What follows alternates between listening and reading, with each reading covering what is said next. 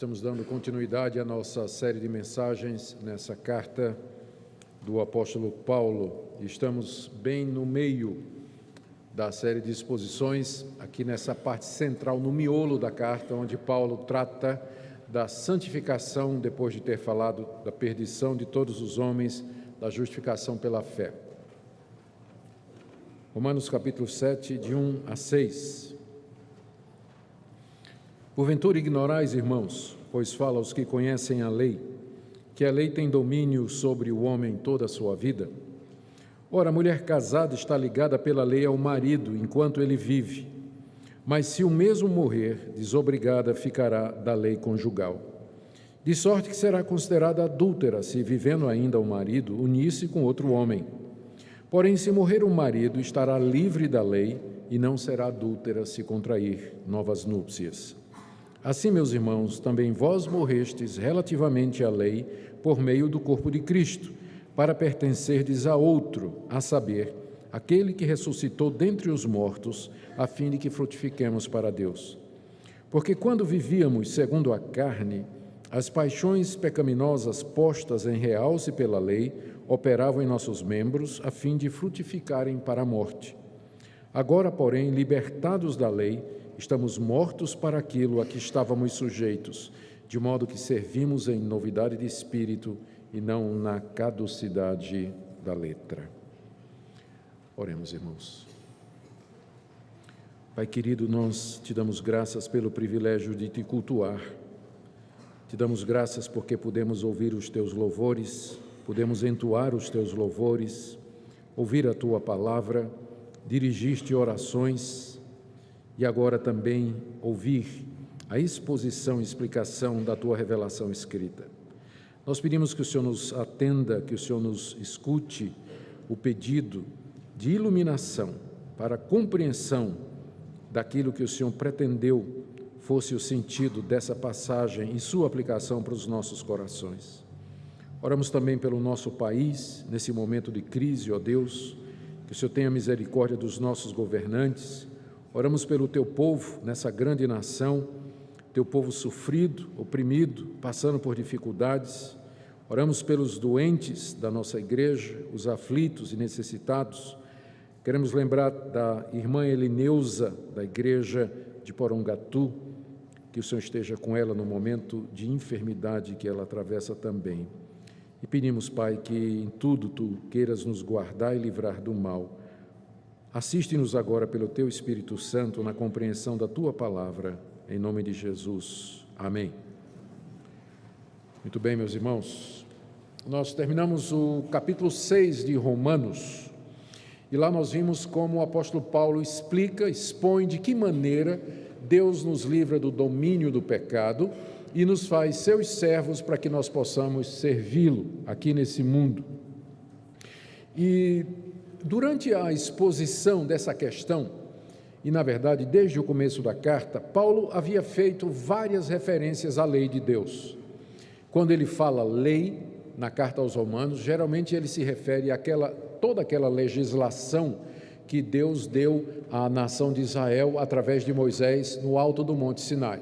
Nós temos o relato disso, começando no livro de Êxodo e terminando no livro de Deuteronômio. Quando ele fala lei, ele se refere a todo aquele corpo de regras, regulamentos, preceitos e determinações e decretos que Deus havia revelado à nação de Israel e que compreendiam leis relacionadas com a nação, é o que a gente chama de lei civil, leis relacionadas com o templo, que eram as leis cerimoniais e que tratavam do sistema de sacrifícios, as leis referentes à pureza, impureza, o calendário judaico, a dieta religiosa, o trabalho dos sacerdotes e a lei moral que estava encapsulada, resumida nos 10 mandamentos. Na carta aos Romanos, é especialmente esse último aspecto da lei que Paulo enfoca. Quando ele usa o termo lei, ele está pensando na legislação judaica, mas particularmente nos 10 mandamentos, que são o resumo da lei moral de Deus. O que Paulo havia dito até agora a respeito da lei? Ele tinha dito que ela havia sido dada para calar a boca dos homens, está lá no capítulo 3, verso 19. Também ele diz, nesse mesmo capítulo, verso 20, que ninguém será justificado diante de Deus observando os preceitos da lei. No mesmo verso ele diz que a lei não salva, mas ela traz conhecimento do pecado. No verso 28 do capítulo 3, ele diz que a justificação do pecador diante de Deus, consequentemente a sua salvação, é feita pela fé em Cristo Jesus, sem a observância dos preceitos da lei. No capítulo 4, verso 13, ele diz que as promessas que Deus fez a Abraão, de que na sua descendência seriam benditas todas as nações da terra, essa promessa não decorreu da guarda da lei, mas da fé que Abraão teve nas promessas de Deus. E 2 versículos adiante, no versículo 15 desse mesmo capítulo, diz Paulo que a lei, na verdade, ela provoca a ira de Deus, ela suscita a ira de Deus. E que a lei, capítulo 5, verso 20, ela veio para aumentar o pecado. E no capítulo 6, que antecede o que nós acabamos de ler agora, mais especificamente, Paulo havia feito duas menções à lei. Estão nos versos 14 e 15. No verso 14 do capítulo 6, ele disse: o pecado não terá domínio sobre vós, pois não estáis debaixo da lei, mas sim da graça. E no verso 15, ele repete: havemos de pecar porque não estamos debaixo da lei, e sim debaixo da graça. Essas declarações de Paulo a respeito da lei, com certeza levantariam questões entre os judeus em Roma, aonde essa carta era destinada, e particularmente aos judeus que haviam se tornado cristãos e que frequentavam a igreja de Roma. Quando a carta de Paulo chegasse lá e fosse lida na igreja com essas afirmações a respeito da lei, o judeu ia levantar a sobrancelha, né? E dizer: mas espera aí, o que é isso aqui que Paulo está dizendo a respeito da lei? Por quê? Porque para o judeu a lei foi dada por Deus como sendo o caminho da salvação. A lei expressava a natureza santa e o caráter puro de Deus e a sua vontade para o homem, e havia sido dada à nação de Israel como caminho de vida.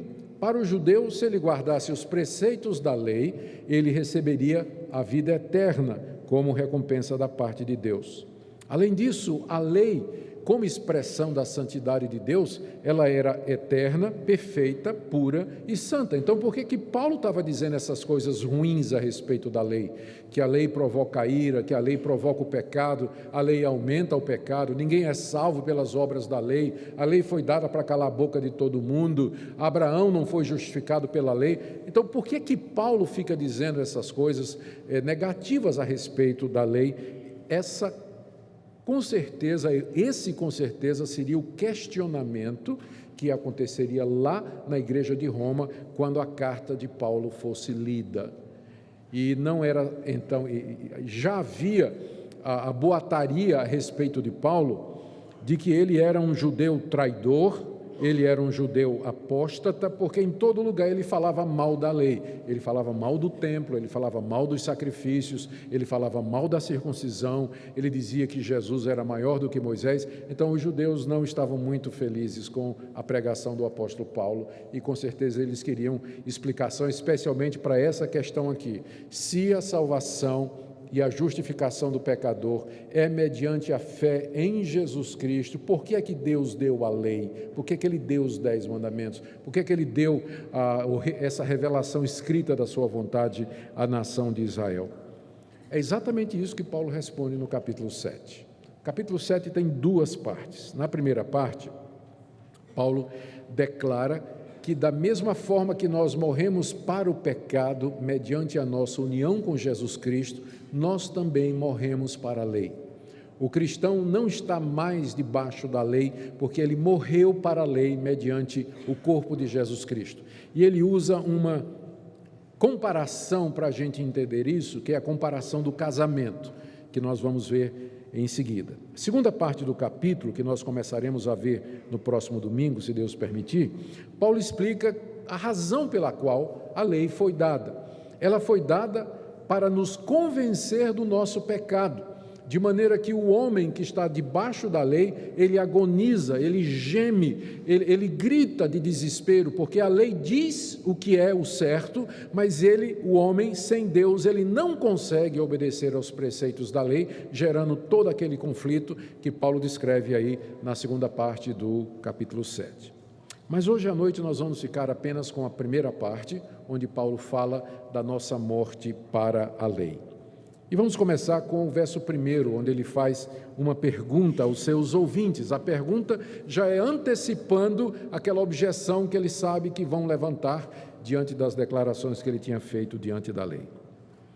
A pergunta é essa: porventura ignorais, irmãos, pois fala aos que conhecem a lei, que a lei tem domínio sobre o homem toda a sua vida? É óbvio que Paulo aqui está se dirigindo particularmente aos judeus, né? Eu falo aos que conhecem a lei, e não eram poucos aqueles que eram membros da igreja. A lei aqui que ele se refere é aos 10 mandamentos. Em outras palavras, ele está dizendo assim: eu sei que vocês vão compreender o que eu vou dizer, irmãos, porque vocês conhecem a lei de Deus. Então não estou falando para ignorante, vocês sabem, conhecem a lei de Deus.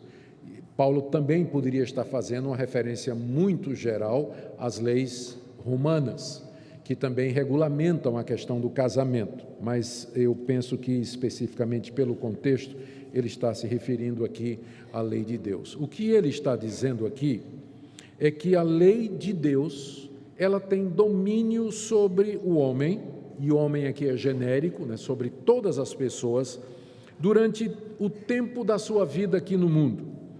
Ou seja, desde o dia que nós nascemos até o dia da nossa morte, nós estamos debaixo do domínio da lei de Deus.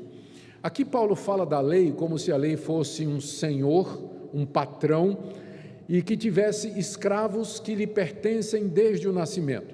Era alguma coisa comum naquela época. Tinha gente que já nascia no regime de escravidão, nascia de escravos, ia permanecer a vida toda servindo aquele patrão e ia morrer como escravos.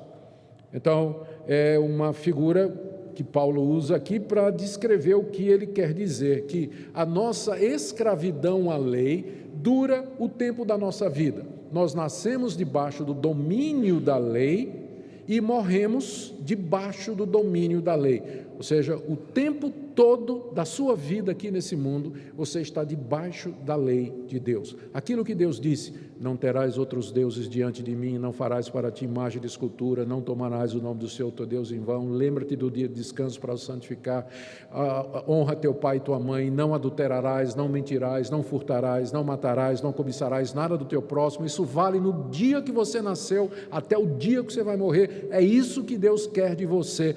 Todos os dias, momentos, segundos da sua vida, não há um segundo da sua existência em que você não esteja debaixo do domínio da lei.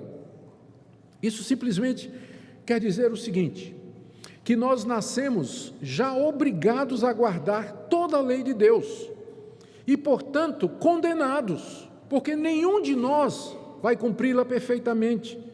A lei nos enquadra como pecadores e, portanto, nos destina ao castigo de Deus e à justa ira de Deus. Esse é que é o problema nosso. Nascemos sob o domínio da lei, debaixo da lei. A lei exige, a lei cobra, ela determina e pronuncia sentença. Se você não cumprir estas coisas, você sofrerá a ira de Deus e o castigo de Deus. Isso valia não somente para os judeus que tinham recebido a lei escrita, mas também para os pagãos, porque os pagãos também receberam a lei de Deus. Eles receberam a revelação de Deus na consciência e no coração. Nós vimos isso no capítulo 2, quando Paulo diz que a lei de Deus está gravada no coração deles, dos gentios, e eles percebem a lei de Deus pela criação. A criação fala da grandeza de Deus, da existência de Deus, de um Deus que antecede a realidade presente, um Deus que tem governo e domínio sobre todas as coisas. Então, quer sejam os pagãos e os gentios, quer sejam os judeus, não existe nenhuma pessoa, nunca existiu qualquer pessoa que veio a esse mundo que não estivesse debaixo da lei. E, portanto, debaixo da sua condenação, da condenação da lei, e, portanto, enquadrado como pecador e destinado ao castigo. Com isso, o que Paulo quer dizer aqui no verso 1, a lei tem domínio sobre o homem enquanto ele viver, Paulo está dizendo que não tem a menor possibilidade de você e eu escaparmos do domínio da lei sobre nós enquanto estivermos vivos. A morte é a única coisa que nos liberta do domínio da lei, porque a morte cancela todos os contratos, não é verdade? A morte cancela todos os contratos. Então, a única forma de nós sairmos desse contrato, pelo qual nós somos condenados, enquadrados e justamente colocados debaixo da ira de Deus, é pela morte. E é esse exatamente o ponto que Paulo vai ilustrar aqui com uma analogia do verso 2 até o verso 3, ele falando a respeito do casamento. Ele diz no verso 2, ora, a mulher, ele está explicando, é como se ele dissesse assim, por exemplo, 2 pontos, o ora aí quer dizer isso, por exemplo, 2 pontos, a mulher casada, ela está ligada pela lei ao marido, enquanto ele vive, mas se o marido morrer, ela está desobrigada da lei conjugal. Aquilo era conhecimento comum na sociedade romana, e é conhecimento comum na nossa sociedade. A mulher está ligada ao marido enquanto o marido vive, não é? Enquanto o marido está vivo, ela é a mulher dele. E de sorte, né, Paulo diz aí, que somente se o marido morrer, ela está desobrigada da lei do marido para poder casar com outra pessoa ou permanecer viúva. E ele exemplifica no verso 3, dizendo, não é? Ele explica, de maneira que ela será considerada adúltera se, vivendo ainda o marido, unir-se com outro homem. Claro, ela está casada com aquele homem, papel passado, tem a lei, ela é esposa daquele homem, enquanto ele está vivo. Se enquanto ele estiver vivo, e ela casada com ele, ela se unir com outro homem, isso constitui-se adultério. Adultério, ela não pode ter 2 homens ao mesmo tempo. Então, ela estaria cometendo adultério. Mas, veja o final do verso 3, se o marido morrer, ela está livre da lei do marido, e não será adúltera se contrair novas núpcias. Se o marido morrer, ela está livre, ela fica viúva. E aí a viúva pode casar com quem quiser, ela não está cometendo adultério, porque o marido morreu e a morte terminou o contrato, terminou a lei do casamento. Ela agora está livre para casar uma outra vez. Vocês entenderam, obviamente, o que é que Paulo está dizendo aqui. Vocês entenderam a comparação. Quem é a mulher? Somos nós. Quem é o marido com o qual nós estamos casados por toda a eternidade, até que a morte nos separe? A lei. Quem é o outro homem que, se a gente casar com ele, a gente comete adultério? Cristo. Deixa eu tentar ilustrar o que é que Paulo está querendo dizer aqui para vocês. Imagine a seguinte situação. Um homem casado com uma mulher, só que esse homem ele é extremamente perfeccionista. Ele é daquele tipo assim que acorda todo dia na mesma hora e já quer o café pronto na mesa. Ele quer o café pronto, ele quer a roupa passada do jeitinho que ele gosta, a casa tem que estar arrumadinha do jeito que ele imagina, tem que estar tudo limpinho, a comida na hora do almoço tem que ser aquele cardápio que ele gosta, prescreveu, na temperatura certa. Na hora de tomar o banho, a toalha tem que estar dobrada, preparada lá no banheiro para ele. Vocês pensam que eu estou descrevendo um cara irreal? Não, tem muito cara que é assim. Pode perguntar às casadas por aí, elas vão dizer. Tá certo?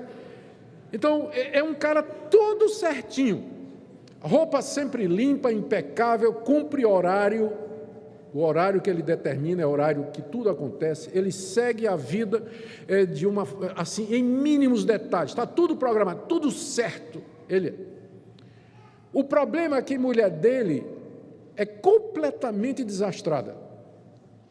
A mulher é completamente desastrada. Ela esbarra nas coisas, ela quebra os vasos, ela queima o arroz, ela passa a camisa dele da forma errada, bota piqui no arroz dele, faz tudo que ele não gosta, não é? E ela fica, ela não limpa as coisas, ela não lembra direito o que é que ele gosta, o que é que ela quer. E essa mulher vive nessa situação. E o problema é que o marido não ajuda. O marido não ajuda.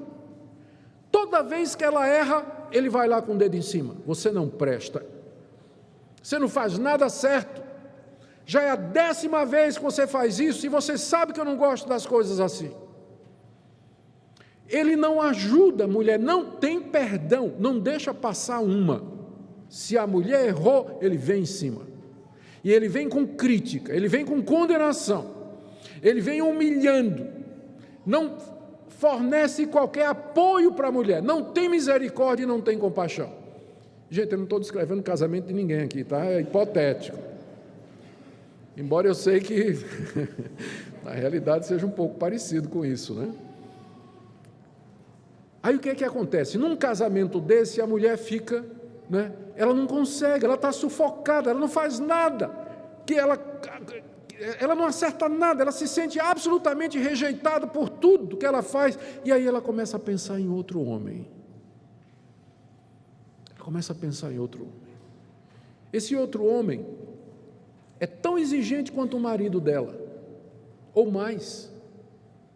Só que esse outro homem é terno, é compassivo, é misericordioso, é perdoador, ajuda, encoraja, mas ela não pode pertencer a esse outro homem, por quê? Porque ela está presa pela lei do marido enquanto o marido viver.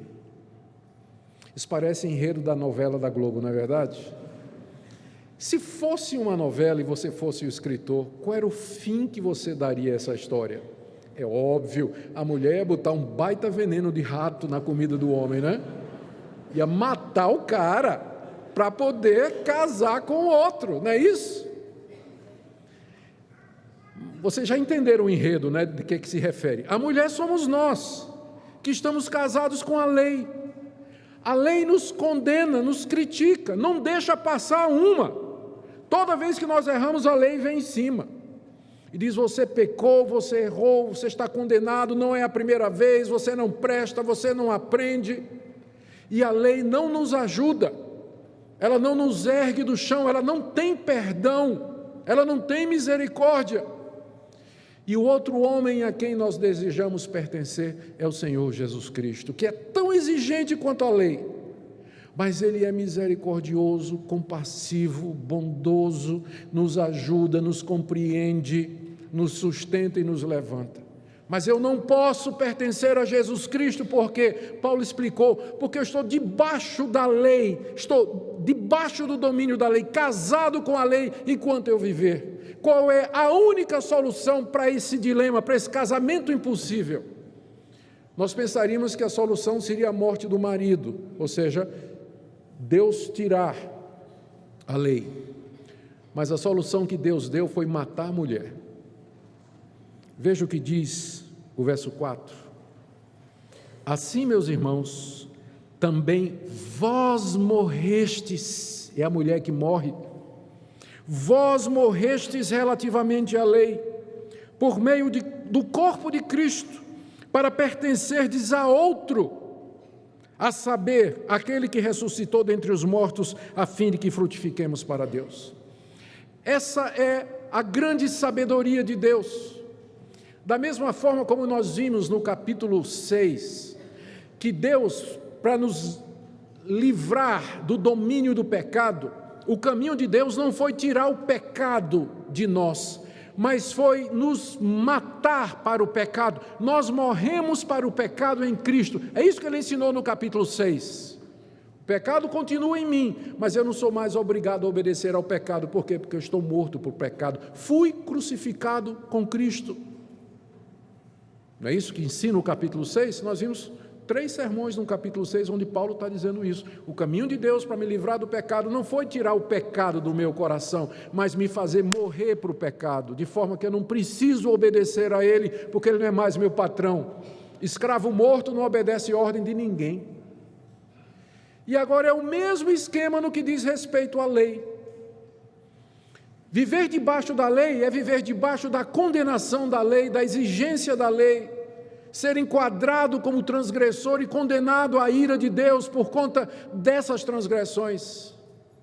Como é que Deus então me livra da lei e da sua condenação? Não é tirando a lei, porque a lei de Deus é perfeita, pura e eterna. O problema não é a lei, mas Deus age da mesma forma como Ele agiu, conforme Paulo descreveu no capítulo 6. A mesma morte de Cristo pela qual eu morri pelo pecado, é a mesma morte também pela qual eu morro para a lei.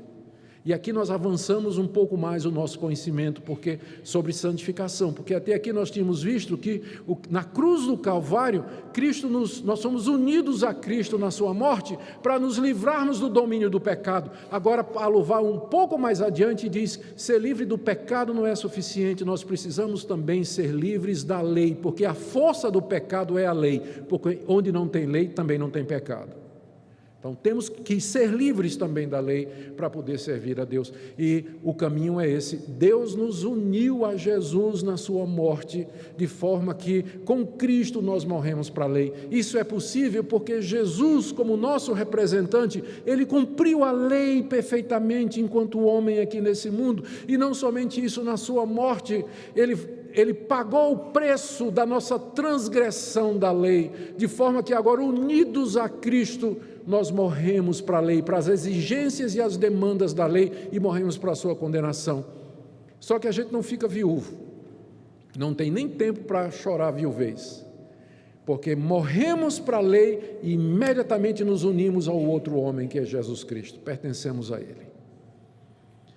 E o resultado disso é que nós, final do verso 4, para pertencerdes a outro, a saber, aquele que ressuscitou dentre os mortos, a fim de que frutifiquemos para Deus. Debaixo da lei não tinha como dar fruto para Deus. Frutificar é produzir boas obras, ou obras de arrependimento, de misericórdia, de compaixão, aquelas obras de gratidão e que refletem a nossa adoração ao Senhor. Debaixo da lei isso não era possível, mas agora, unidos a Cristo, nós podemos frutificar para Deus. Nos versos 5 e 6, Paulo faz um resumo, então, desses dois estados. Como era a vida antes de conhecermos a Cristo, como era a vida casados com a lei, é o verso 5, e como é a vida casados com o outro homem, que é o verso 6. Veja o contraste entre as duas situações. No verso 5, ele diz: quando vivíamos segundo a carne, as paixões pecaminosas postas em realce pela lei operavam em nossos membros a fim de frutificarem para a morte. Quando vivíamos na carne, viver na carne é a mesma coisa de viver debaixo da lei. Carne é um termo que no Novo Testamento ele designa a existência humana em toda a sua fragilidade, a existência humana marcada pelo pecado, marcada pela corrupção. Viver na carne é a mesma coisa de viver debaixo da lei. E a lei, ela provoca essa nossa natureza carnal, como ele diz aqui.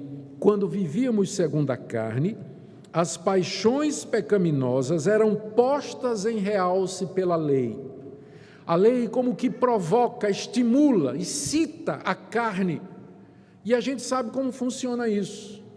Quando a gente dá uma ordem para uma pessoa, ou quando se passa um mandamento para uma pessoa, a pessoa tem vontade de quebrar aquilo ali. Isso é muito normal, né? Eu já contei até a história daquela professora na escola católica que disse para as crianças, era uma professora de Bíblia, e ela disse para as crianças, vocês vão agora para casa e vocês vão ler a Bíblia tal, só não ler o livro de Cantares de Salomão, porque é um livro que fala de relações sexuais. É proibido ler o livro de Cantares de Salomão. Não precisa dizer qual foi o livro que os adolescentes foram ler no final da aula, né? Todo mundo queria ler o livro de Cantares de Salomão. A proibição, ela provoca, ela desperta em nós a curiosidade, a vontade, a rebelião natural dos nossos corações.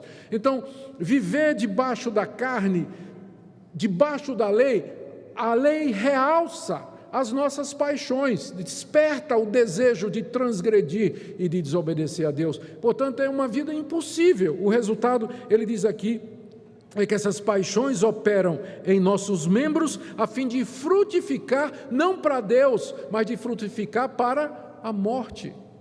Aqui ele está descrevendo a vida do homem sem Cristo, quer judeu, quer gentil. A vida do homem sem Deus. Ele tem conhecimento da verdade, ele sabe qual é a verdade.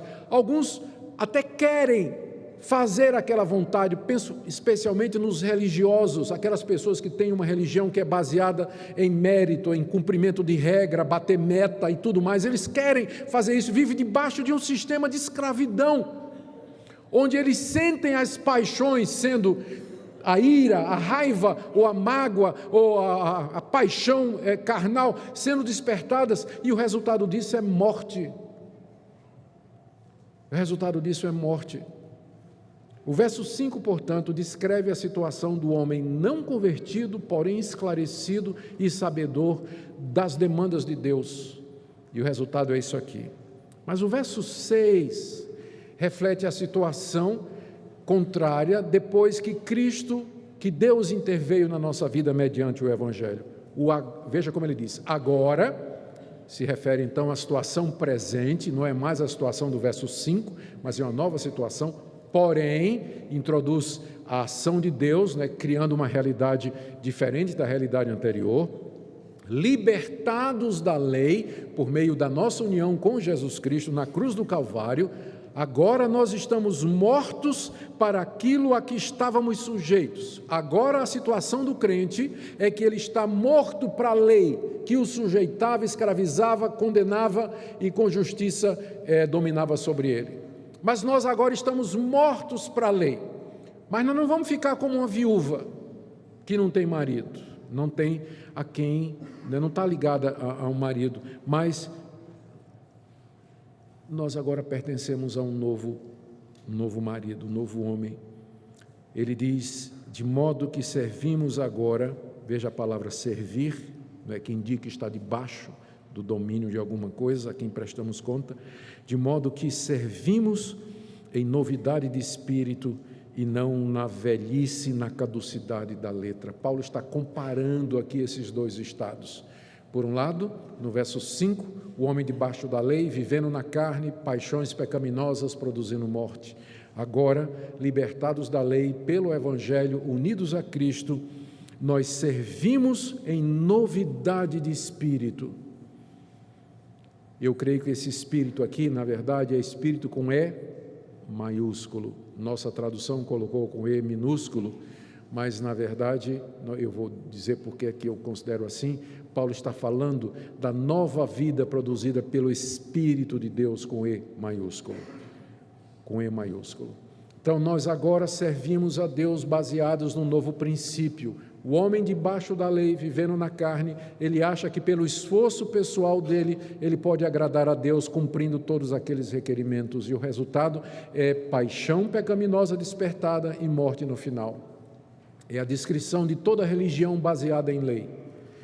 Mas, em contraste, verso 6, nós temos a vida cristã normal, em que nós servimos a Deus através de um princípio superior, não pela obrigação externa da lei, mas por uma mudança em nosso coração, que foi feita pelo Espírito Santo, de forma que nós voluntariamente, gozosamente, alegremente, nós nos entregamos e nos oferecemos a Deus para servi-lo aqui nesse mundo. São dois estados de vida diferentes. Eu quero sugerir a vocês que a agenda de Paulo, do verso 7 em diante, é exatamente controlada por esses dois versículos. O que ele vai dizer no resto do capítulo 7 é uma expansão daquela vida debaixo da lei que ele mencionou aqui no verso 5. E ele vai descrever os efeitos da lei na pessoa. Eu sei que devia fazer o bem, não faço. Eu sei que eu fiz errado, mas não tenho força para fazer o bem. Nós estamos familiarizados com esse capítulo 7 de Romanos, mas eu vou dizer a vocês que Paulo aqui não está descrevendo uma experiência cristã. Ele está descrevendo a situação e a agonia do homem debaixo da lei, do não convertido debaixo da lei. Ele está expondo o verso 5. E no capítulo 8, você tem a descrição da vida no Espírito, que é a vida normal do cristão. E é isso que nos aguarda em Romanos, à medida que nós vamos prosseguir na série. Mas eu queria, hoje à noite, ficar aqui apenas e trazer algumas aplicações para nós daquilo que nós acabamos de ouvir. A primeira delas é que você e eu Nós nascemos debaixo da lei, do domínio da lei e, portanto, como parte dessa humanidade condenada por conta dos seus pecados diante de Deus. Essa é a sua situação diante de Deus. Você vive debaixo da lei, está obrigado a guardar a lei, você vive no poder da carne, você não consegue obedecer a Deus, você não consegue cumprir os requerimentos da lei. Eu estou pensando aqui nos 10 mandamentos, você se torna escravo de suas paixões e no fim você sai enquadrado como transgressor, culpado, condenado e perdido. Essa é a situação verdadeira em que você se encontra. E não há saída para isso, porque você está casado com a lei enquanto você vive. A lei tem domínio sobre você durante toda a sua vida. Quer você seja uma criança, quer você seja um adolescente, quer você seja um jovem, adulto, mais tarde um idoso, terceira idade, octogenário, enquanto você estiver vivo, a lei vai continuar dizendo: não faça isso, não faça isso, não faça isso, faça isso, faça isso e faça isso, e você vai continuar quebrando todos esses preceitos. Então não há saída a não ser a morte. E a única forma de você morrer antes de morrer é você unir-se àquele que já morreu por você. Se você unir-se a Jesus Cristo na sua morte e na sua ressurreição, que aconteceu há 2000 anos atrás, mas cujos efeitos Deus aplica hoje mediante a fé, você morre para a lei. E uma vez que você morreu para a lei, você não é mais condenado, seus pecados são perdoados, sua dívida é quitada, você é justificado, a lei não tem mais poder de condenar você. E agora você vai servir a Deus unido a Jesus Cristo, de onde você vai tirar força para oferecer-se a Ele, para agradá-lo, para fazer a vontade dEle.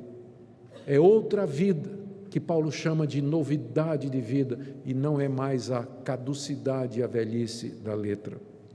O único caminho para você é esse.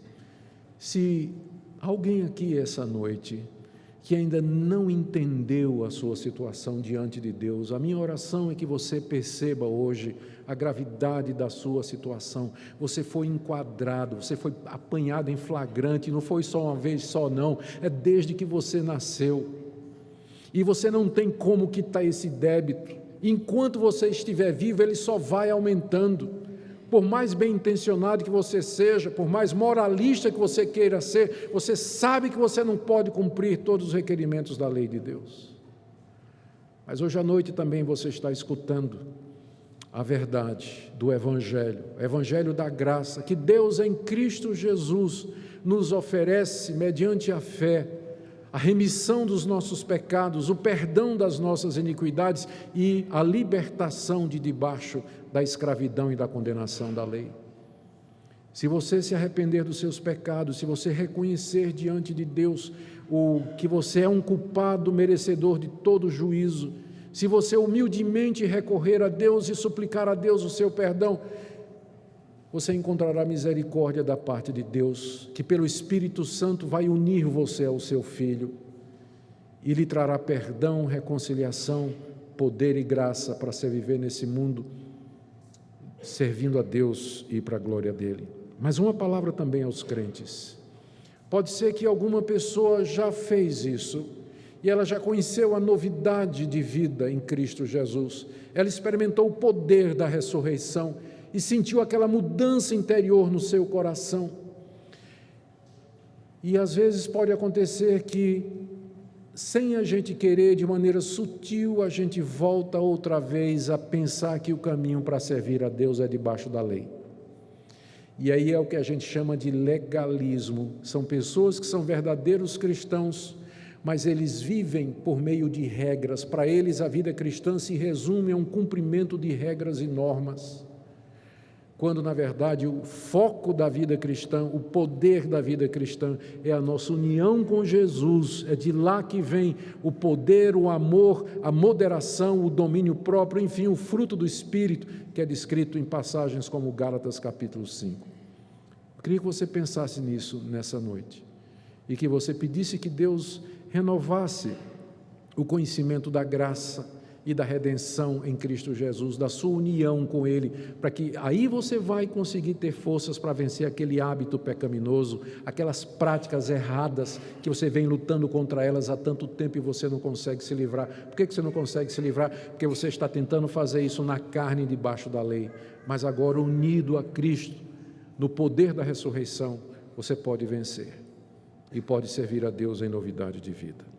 Eu queria orar com vocês agora nesse instante, e durante a oração, queria que você se colocasse diante de Deus, refletindo sobre tudo que você ouviu nessa noite. Deus deseja falar ao seu coração, e Ele faz isso através da palavra que foi exposta. Oremos. Pai, eu peço que o Teu Evangelho tenha pleno efeito nessa noite, no coração dos que me ouvem, e que se alguém vivendo debaixo da lei, na carne, que a graça lhe seja mostrada e revelada nessa noite. Senhor, nos ajuda a ver que estamos unidos, casados com o Senhor Jesus, que também nos ensina a obedecer, mas que nos ama, nos perdoa, nos sustenta, nos dá graça, força, nos alevanta quando caímos. Pedimos que o Senhor nos ajude a compreender mais e mais o Teu Evangelho, as riquezas do Evangelho.